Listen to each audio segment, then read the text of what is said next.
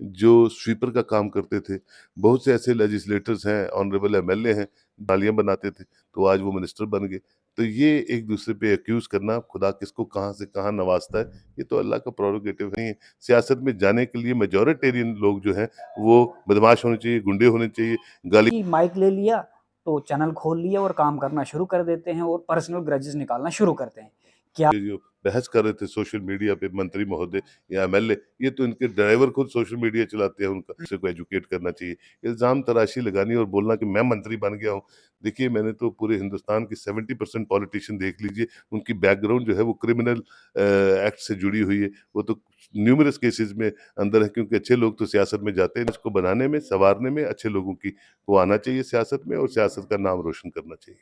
Prerogative है कि वो रूल्स फ्रेम करे, पार्लियामेंट में पास हो, एक ट्रांसपेरेंट मीडिया जब हिंदुस्तान उन्होंने हम सोशल मीडिया का ही दुरुपयोग करते रहोगे या उपयोग करते रहोगे अपने स्कोर सेट करने के लिए, वो चीज़ें अच्छी नहीं। हमने जब इसका रिप्लाई कंट्रोल नहीं करते हैं और जो आता है मुँह में बोल देते हैं, और फिर जब उनको काउंटर किया जाता है तो फिर वो बकवास करना शुरू कर देते हैं, क्योंकि वो they are occupying the highest chairs of Jammu and Kashmir. जैसे पूरी दुनिया जब से मिले और प्राइम मिनिस्टर से मिले, जाएँ वहाँ धरना दें, 44 एमएलए जो एनसी के हैं, जंतर मंतर के बाहर बैठ जाएँ, पार्लियामेंट के बाहर बैठ जाएँ, सुप्रीम कोर्ट में जाके अपील करें कि भाई बिज़नेस रूल क्यों नहीं आ रहे? ये सब काम करने के लिए गुर्दा चाहिए, दिल चाहिए, नहीं है तो रिज़ाइन दे दें in in the welfare of the people of Jammu and Kashmir, और नई इलेक्शन करवाएँ। और फिर अगर ये मजबूत है, क्या पता 44 के 60 एमएलए इनके आए, फिर अपने आप बिजनेस रूल आ जाएंगे। आदाब दोस्तों, मैं Mohammad Khalid the strong signal में आपका स्वागत है। दोस्तों, हमारे साथ जो मेहमान है वो सोहेल काज़मी साहब है, सीनियर जर्नलिस्ट हैं। इनसे बातचीत करेंगे कि जम्मू कश्मीर के अंदर असेंबली के 2 सेशन हुए, उन सेशनों में कुछ बिल पास हुए, कुछ रिजेक्ट हुए, उन पे बातचीत करेंगे और बहुत सारी खींचातानी भी असेंबली सेशन के अंदर हमें देखने को मिली।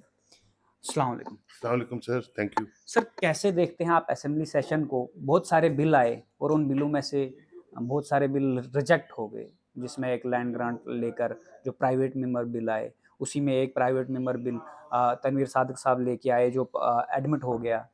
वहीं पे कुछ यूनिवर्सिटी के बिल आए, वो भी एडमिट हो गए।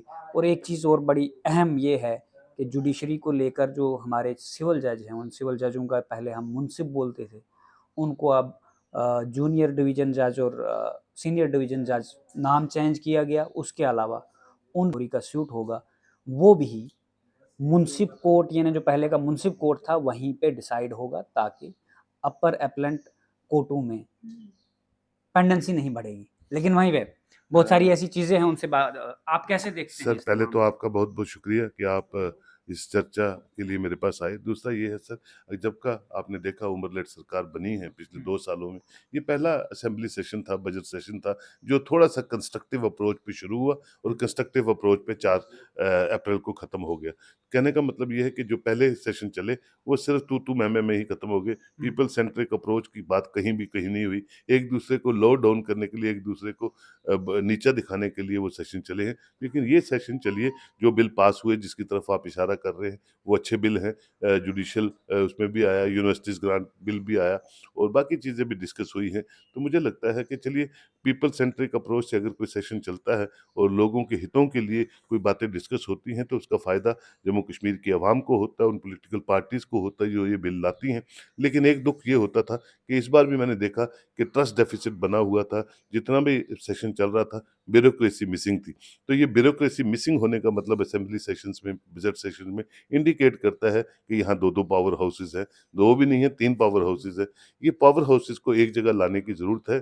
बिज़नेस रूल जल्दी से जल्दी सर्कुलेट करें, ताकि लोगों के मैंडेट के साथ जो है वो मज़ाक ना बने और लोगों के हितों की बातें असेंबली सेशंस में हों और अकाउंटेबिलिटी से, ट्रांसपेरेंसी से सरकार चले, ताकि आने वाला जो टाइम है, जो 3 साल इनके पास वक़्त है, वो अच्छी तरह से लोगों के लिए इस्तेमाल हो सर, सके। पब्लिक का कहना है कि असेंबली सेशन के अंदर जिन लोगों ने उनको रिप्रेजेंट करके भेजा है, उन लोगों के हितों की बात होनी चाहिए थी। ये सिर्फ असेंबली के हाउस के मेंबरों का भी कहना है कि जो हम सवालात असेंबली में लगाते हैं, उनका जवाब प्रॉपर्ली हमारे पास कैबिनेट नहीं देती, यानी गवर्नमेंट नहीं देती है। ये अपने मेंबर जो एनसी के हैं, उन्होंने भी ये इल्ज़ामात लगाए हैं। वहीं पे देखें, आपने कहा कि ये बड़ी कंस्ट्रक्टिव असेंबली रही। इस कंस्ट्रक्टिव असेंबली के अंदर जो बिल पास हुआ, वहीं अपोजिशन के वहीदुर रहमान परा ने ये कहा कि ये बिल जो आया है, ये सिर्फ नए लैंड, जो नज़ूल की लैंड है या नीडो लैंड है, अपने रिश्तेदारों के लिए बिल लाया और हगामा हुआ। उसके बाद दूसरा बिल जो पास हुआ, वो मानते हैं हम कि पेंडेंसी है, वो भी पब्लिक के उतने हितों में नहीं है, लेकिन है पब्लिक के हितों में। लैंड ग्रांट लेकर जो प्राइवेट बिल लेकर वहीदुर रहमान पारा साहब आए, उसने कहा कि बठिंडी सुजमा की जो लैंड है, जो 5-5 मरला किसी भी व्यक्ति के पास है, इस सारी को रेगुलाइज करो। लेकिन उन्होंने होटलियर्स के लिए की।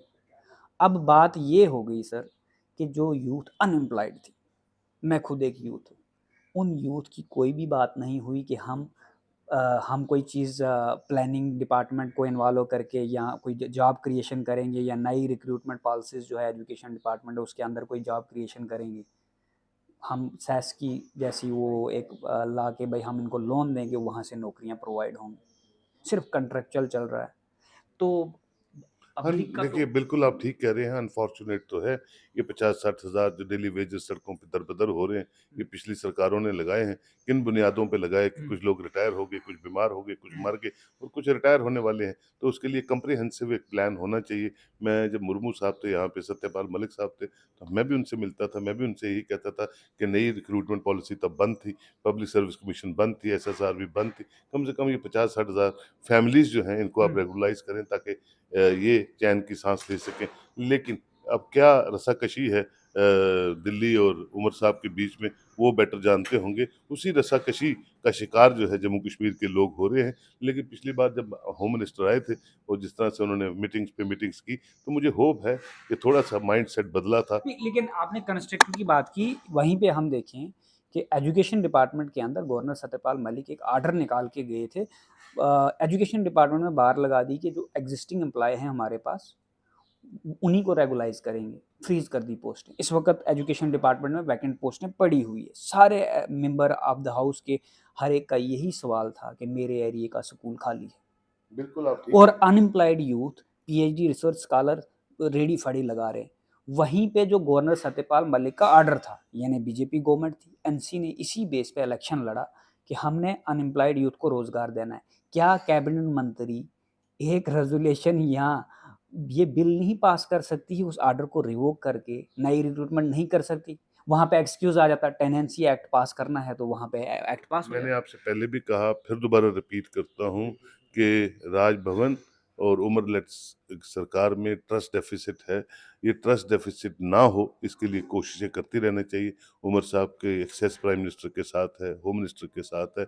एलजी साहब बहुत अच्छे, यहाँ तो उनकी बहुत इन्वॉल्वमेंट ही नहीं। एलजी साहब की बहुत अच्छी सोच है। वो पिछले 5-6 सालों से जम्मू कश्मीर का बड़ा अच्छा रख-रखाव कर रहे हैं। मैं समझता हूँ वो इश्यू जो लोगों के साथ जुड़े हैं, उसमें सियासत नहीं होनी चाहिए, उसमें बीजेपी एनसी नहीं होना चाहिए। वो सिर्फ पीपल्स वेलफेयर बात होनी चाहिए और उसके लिए कहाँ क्या कमजोरियां हैं, क्या मजबूरियां हैं, क्या प्रॉब्लम्स आती हैं, उसके लिए ये जो हुक्मरान है जिनको लोगों ने चुन के भेजा हुआ है, इनका फर्ज बनता है कि वो बार बार बात करे। एक बार नहीं 10 बार प्राइम मिनिस्टर से मिले कि भैया ये चुनी चुनाई सरकार है, लोगों का मैंडेट है, आपने इतना अमन को मेंटेन करने में इतना काम किया 2014 से आज तक, ये सड़कें पुल और ये सब चीजें जो आप बना रहे हैं जम्मू कश्मीर के लोगों के लिए, इसके ऊपर एक काम है, वो लोगों के दिलों को जीतना है। वो एम्प्लॉयमेंट है, वो टाइमली रिक्रूटमेंट पॉलिसीज़ है, वो टाइमली टूरिज़्म रिवाइवल है, वो टाइमली सिक्योरिटी रिव्यूज़ हैं, वो टाइमली अपने लोगों को इन्वॉल्व करने की ज़रूरत है कि वो गवर्नेंस में आए, एडमिनिस्ट्रेटिव विंडो सँभालें और अपने लोग अपने लोगों के साथ काम करें, ज़बान के एतबार पे, एडमिनिस्ट्रेटिव स्किल्स पे। ये सब चीज़ें, ये जो हुक्मरान आप चुन के भेजते हैं असेंबली में, उनका काम है, उनका फ़र्ज़ है और उनका उनकी ज़िम्मेवारी है, उनको इस काम को इबादत की तरह करना है। नहीं तो अगली बार वो लोग उनको नहीं लाएँगे और कुछ और फ़िज़ा होगी तो कोई और सरकार बनाएगा, फिर ये देखते रह जाएँगे। तो मेरी आपसे यही है कि कहीं न कहीं ट्रस्ट डेफ़िसिट है, जिसको ब्रिज करने के लिए ये जो लोग जीते हुए, इनका रोल बनता है। लेकिन हर जगह पे एक्सक्यूज ये आता है कि हमारे पास बिजनेस रूल नहीं है।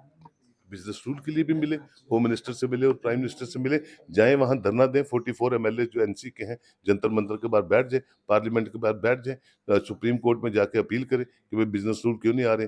ये सब काम करने के लिए गुर्दा चाहिए, दिल चाहिए, नहीं है तो रिज़ाइन दे दें, इन the welfare of the people of Jammu and Kashmir, और नई इलेक्शन करवाएँ और फिर अगर ये मज़बूत है, क्या पता 44 के 60 एमएलए इनके आएँ, फिर अपने आप बिज़नेस रूल आ जाएँगे। आपको कुर्सी से मोहब्बत छोड़ के लोगों से मोहब्बत करके उनके इश्यूज को उठा के वहाँ डेमोन्स्ट्रेट करें। पार्लियामेंट के बाद आप देख लीजिए कैसे सब चीज़ें ठीक हो जाती हैं। लेकिन वहीं पे जो अपोजिशन के भी हैं और लोगों का भी कहना है कि जब सरकार में आ गए तो परिभाषा बदल गई। उससे पहले परिभाषा जब इलेक्शन लड़ना था, कंटेस्ट करना था, जीतना था तो कुछ और थी। अब बात यहाँ पे आके रुकती है कि बिजनेस रूल का एक्सक्यूज़ तो दिया जाता है, लेकिन अपने फ़ेवर वाले जो बिल आए, क्या वहीदुर रहमान परा कहीं सही तो नहीं है? देखिए, वहीदुर रहमान परा भी एक लेजिस्लेटर है और वो एक पार्टी से बिलॉन्ग करता है जिसने यहाँ रूल किया, महबूबा जी की पार्टी ने। तो ठीक है, उसका अपना पॉइंट ऑफ व्यू है, वो रखना चाहिए। अब वो लेकिन किसमें उसने क्लियर इशारा ये दिया है कि ये सेटिंग हो चुकी है इधर ट्रेजरी बेंचेस का भी, जब असेंबली के अंदर ट्रेजरी बेंचेस का भी और अपोजिशन का भी, दोनों की सेटिंग हो चुकी है। वो अपोज नहीं कर रहे हैं किसी बिल को, अमेंडमेंट नहीं बिल्कुल फाइल उनका, कर रहे हैं। वो भी मेरे भाई हैं छोटे, और उनका भी रिसर्च वर्क रहता है, वो भी लोगों से जुड़े रहते हैं। और उन्होंने अगर कोई बात की एप्रीहेंशन बताई है तो उसमें हो सकता है सदाकत हो, लेकिन हम उन इश्यूज को नहीं उठाते। हम कहते हैं कि जो चीज़ें पब्लिक की बात हो। असेंबली में आप लाते हैं, उनकी जो रेसल है वो इमीडिएट वहीं होना चाहिए, ताकि ब्यूरोक्रेसी वहाँ बैठी होती है, और जो भी सिक्योरिटीज लगती है उनके जवाब वहीं दीजिए, ताकि लोगों को राहत मिले, चाहे वो किसी भी कॉन्स्टिट्यूंसी के हों, किसी भी मजहब के हों, किसी भी इलाके के हों। जम्मू कश्मीर एक कंपोनेंट की तरह फले फूले, इसके लिए सरकार को, एलजी साहब को, स्पीकर को, सबको काम करने की जरूरत है, ताकि हम लोग आगे बढ़े। यही सपना मोदी जी का भी है, यही सपना अमित शाह का भी है, कि यहाँ कंड्यूसिव एटमोसफेयर और लोगों को जो है आराम की सहूलत मिलती रहे और जम्मू कश्मीर आगे बढ़े। सोशल मीडिया पे डिबेट हुई और कईयों ने कुछ राय दी, कईयों ने कुछ राय दी। जिस व्यक्ति ने ये सवाल उठाया था उसने कहा था कि एक fact checker unit Jammu Kashmir के अंदर, डिवीजनों के अंदर भी और डिस्ट्रिक्टों के अंदर तहसील लेवल तक होना चाहिए, कि जो भी लोग काम कर रहे हैं सोशल मीडिया प्लेटफॉर्म पे, इनकी कोई लीगल रजिस्ट्रेशन है, वो तो कोई कानून है उसके तहत, या इनकी कोई एजुकेशनल क्वालिफिकेशन होनी चाहिए। ये डिस्कशन हुई, लेकिन सेंट्रल गवर्नमेंट ने पार्लियामेंट के अंदर आईटी एक्ट के अलावा अभी तक कोई कानून बनाया नहीं है। क्या स्टेट गवर्नमेंट या यूटी गवर्नमेंट कोई भी एम्पावर्ड है आईटी एक्ट को बाईपास करके कि वो लेजिस्लेटर में कोई कानून ला सके? देखिए, स्टेट गवर्नमेंट जो है कोई लेजिस्लेशन ला सकती है और उसको फाइनल नोट जो है ऑनरेबल गवर्नर देंगे। लेकिन सोशल मीडिया, आप तो मेरे भाई सब मीडिया में जुड़े हुए हैं, लेकिन मैं हमेशा कहता हूं कि ये ministry of information and broadcasting का प्रोरोगेटिव है कि वो रूल्स फ्रेम करे, पार्लियामेंट में पास हो, एक ट्रांसपेरेंट मीडिया जब हिंदुस्तान में काम करे। और सारी रियासतों में ये प्रॉब्लम आ रही है। और आज तो ये जो बहस कर रहे थे सोशल मीडिया पे मंत्री महोदय या एमएलए, ये तो इनके ड्राइवर खुद सोशल मीडिया चलाते हैं, उनके तो पीएसओ उनका सोशल मीडिया चलाते हैं। तो ये अच्छा, उन्होंने इसका ये इल्ज़ाम दुरुपयोग, भी लगाए ये जो काज़ी इसका साहब, इसका उन्होंने जो उन्होंने दुरुपयोग टोकूँगा, उन्होंने ये इल्ज़ाम भी लगाए कि ये जो मीडिया वाले हैं, जिसको कोई भी काम नहीं मिलता, अनएम्प्लॉयमेंट तो उन्होंने दी है, तो उन्होंने जी माइक ले लिया, तो चैनल खोल लिया और काम करना शुरू कर देते हैं और पर्सनल ग्रजेस निकालना शुरू करते हैं। क्या जिस नेता को ट्रांसपेरेंट होने के लिए सोशल मीडिया उस पे सवाल उठाए, तो वो अच्छा मीडिया वाला नहीं है? जो उसकी कपड़ों की तारीफ़ करे, जो उसको बोले ये शूज़ कौन-सा डाला हुआ है, ये बहुत अच्छा एमएलए है, तो वो अच्छा मीडिया हो गया? ये देखिए, अब सियासत में कोई इतने पढ़े लिखे और दिग्गज लोग तो आते नहीं हैं। और सियासत में तो जो जो सियासत से मोहब्बत करते हैं वही लोग आते हैं। बहुत से लोग हैं जिनको ना दुनिया के रूल पता है, ना जम्मू कश्मीर की सभ्यता पता है, ना हिस्ट्री पता है, ना कल्चर पता है। लेकिन वो जब प्रोटोकॉल एंजॉय करते हैं तो वो पागल हो जाते हैं। तो charity starts from your own home. अगर आप खुद अच्छे हैं, या खुद अच्छे लेजिस्लेटर हैं, या खुद अच्छे मंत्री हैं, तभी आप जब भी कोई बात करते हैं तो उसको सीरियसली लोग सुनते हैं। जब आप मज़ाक पे मज़ाक बनाते हैं और सोशल मीडिया का खुद दुरुपयोग करते हैं, और फिर सोशल मीडिया पे वो बच्चे-बच्चियाँ जो काम कर रहे हैं डे नाइट, उन पे सवालिया निशान लगाते हैं, तो आप गवर्नमेंट में यहाँ पॉलिसी बनाइए और पॉलिसी के दायरे में सबको लाइए। जो उस दायरे में आएगा वो काम करेगा, जो उस दायरे में नहीं आएगा वो काम नहीं करेगा। तो ये तो गवर्नमेंट को बनाना है। अभी तक 2 साल से तो आप रो ही रहे हो और काम भी कर रहे हो, रोटी भी वहीं खा पे रहे हो, वहीं पे जो मैं तनख्वाहें अपनी 4 लाख करवा के, प्रोटोकॉल आपके 4-4 गाड़ियाँ चाहिए, आपको चाहिए भी नई गाड़ियाँ चाहिए, उसके लिए आप एजिटेट करते हो। लेकिन लोगों की बात होती है तो आप लोगों को पे सवालिया निशान, उँगलियाँ उठाते हो। तो ये इस तरह की चीज़ें जो हैं वो चलने वाली नहीं है। यहाँ ट्रम्प आज परेशान है जो दुनिया को चलाता है, ये लेजिस्लेटर तो बेचारे बहुत छोटे लेजिस्लेटर, छोटी-सी स्टेट के जम्मू कश्मीर के। तो अपने दिमाग को बदलने की ज़रूरत है, सोच को बदलने की ज़रूरत है और अच्छी गवर्नेंस करने की ज़रूरत है, और लोगों को साथ लेके हाथ से हाथ पकड़ के चलने की ज़रूरत है। सुबह-शाम सोशल मीडिया का ही दुरुपयोग करते रहोगे या उपयोग करते रहोगे अपने स्कोर सेट करने के लिए, वो चीज़ें अच्छी नहीं हैं। अच्छा, वहीं पे देखा जाए काज़मी साहब, डिप्टी सीएम ने जब इसका रिप्लाई दिया सारे एमएलएज को, उसने कहा कि सोशल मीडिया हैंडलर्स को अपने आप में झांक के देखना चाहिए कि उनकी क्रेडिबिलिटी और अकाउंटेबिलिटी क्या है। लेकिन क्या वहीं पे स्पीकर साहब ने खुद ये सवाल उठाया कि जो सवाल हाउस ऑफ द मेंबर लगाते हैं, वो मेंबर ऑफ द हाउस जो सवाल जिस रूल के तहत लगाना है वो उसकी वायलेशन करता है। इसके लिए मैं एक सेमिनार रखता हूँ को कैबिनेट को कैसे जवाब देना है मेंबर्स को, और मेंबर्स ने कैसे सवाल पूछना है, इसका प्रॉपर एक रूल सेट है। उसके लिए मैं आपका सेमिनार कंडक्ट करूँगा। क्या member house of the member और कैबिनेट मंत्रियों की अकाउंटेबिलिटी क्रेडिबिलिटी नहीं होनी चाहिए, और उनकी अकाउंटेबिलिटी क्रेडिबिलिटी ये माइक डिसाइड करता है, तभी माइक पे सवाल उठे। देखिए बिल्कुल बहुत अच्छा स्पीकर साहब जो हैं बड़े दिग्गज नेता हैं, अपनी कॉन्स्टिट्यूंसी 7-8 बार जीते हैं और फाइनेंस मिनिस्टर रहे या डिफरेंट कैपेसिटीज़ पे काम किया है। मैं समझता हूँ जो लोग भी जीत के आते हैं, कुछ फ्रेशर्स हैं, कुछ पुराने हैं, कुछ स्टेट में एमएलए थे, अब तो यूनियन टेरिटरी है, उनको एजुकेट करने की ज़रूरत है। देखिए समाज को बनाने, सँवारने में सबका बहुत बड़ा रोल है। सिर्फ़ ये सोचिए कि लेजिस्लेटर ही जम्मू कश्मीर को इम्प्रूव करेगा, ये मुमकिन नहीं है। लोगों के साथ तालमेल कितना, ये चुने हुए नुमाइंदे जो अपनी ज़बान पे कंट्रोल नहीं करते हैं और जो आता है मुँह में बोल देते हैं, और फिर जब उनको काउंटर किया जाता है तो फिर वो बकवास करना शुरू कर देते हैं, क्योंकि वो they are occupying the highest chairs of Jammu and Kashmir. जैसे पूरी दुनिया में अकाउंटेबिलिटी आ रही है, जम्मू कश्मीर में भी अकाउंटेबिलिटी होनी चाहिए और जम्मू कश्मीर का हर बंदा लॉ अबाइडिंग होना चाहिए। No one is above law. जो भी बोलिए, जैसे भी बोलिए, जिस तरह भी रिप्लाई दीजिए, सोच समझ के दीजिए और एक सिविलाइज़्ड तरीके से, सिविलाइज़्ड मैनर में बात करने का तरीकाकार जो है अपनाने की ज़रूरत है। ये जो पहले ज़माने की बातें होती थी जब सोशल मीडिया नहीं था, तो चीज़ें छुपी रहती थी और 2-2 साल पता नहीं चलता था किसने क्या बोला। डिफामेटरी और डेरोगेटरी वर्ड का ब्लैकमेलिंग का यूज किया गया, जो कि ऑलरेडी उसके लिए पहले सीआरपीसी था, अब कन्वर्ट हो गया, आईपीसी था वो कन्वर्ट हो गया। ऑलरेडी सेक्शन है, मेंशन है, अगर किसी नेता के ऊपर किसी पत्रकार ने ऐसा किया है तो उसके लिए एग्जिस्टिंग लॉ है। वहीं पे गुरेजी साहब कहते हैं यहाँ कोई एग्जिस्टिंग लॉ नहीं है, इसलिए हमारे लिए हम कोर्ट में जाते हैं, हमें वहाँ भी इंसाफ नहीं, यहाँ तक पहुँच गई कि हम कोर्ट में जाते हैं, हम वहाँ भी इंसाफ नहीं मिलता है। और उसके बावजूद और भी ऐसे मेंबर हैं जिन्होंने मीडिया के लिए डेरोगेटरी ने कैटेगोरिकली किसी को नहीं कहा, लेकिन सब मीडिया को कहा कि ये सब्जी बेचने वाले हैं। क्या उनके लिए एग्जिस्टिंग लॉ एप्लीकेबल नहीं? बड़े ऐसे लेजिस्लेटर्स हैं जो स्वीपर का काम करते थे।